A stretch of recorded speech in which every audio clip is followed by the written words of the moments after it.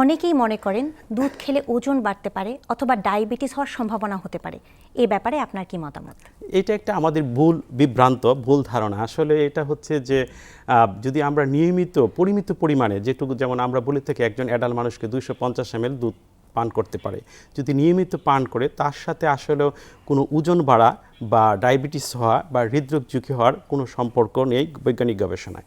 এখন দেখা যাচ্ছে যে আপনি হয়তোবা জেনে খুশি হবেন যে মিল্কের মধ্যে যে ফ্যাটটা থাকে সেটা হচ্ছে যে আমরা একটু সবাই মিল্ক ফ্যাটে ভয় পাই সাধারণত, কারণ হচ্ছে মিল্ক ফ্যাটে আমরা জানি স্যাচুরেটেড ফ্যাট বেশি থাকে, কিন্তু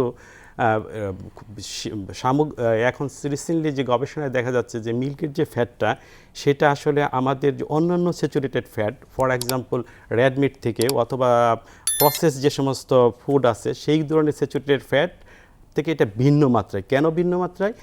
এটা হয়তো বা দেখা যাচ্ছে যে মিল্কের মধ্যে যে শর্ট চেন ফ্যাটি অ্যাসিড থাকে এবং মিডিয়াম চেন ফ্যাটি অ্যাসিড থাকে, এই ফ্যাটি অ্যাসিডগুলি আমাদের দেহে ভিন্ন মাত্রায় কাজ করে। অর্থাৎ কি, যেটা রেড মিটে বা প্রসেস ফুডে যেরকম থেকে ওইভাবে কাজ করে না। দেখা যাচ্ছে এইগুলি আসলে হৃদরোগ আমাদেরকে ঝুঁকি বাড়ায় না, বরং হৃদরোগ ঝুঁকি কমাতে সাহায্য করে। আর এটাইকেই বলা হয় মিল্ক ফ্যাট প্যারাডক্স।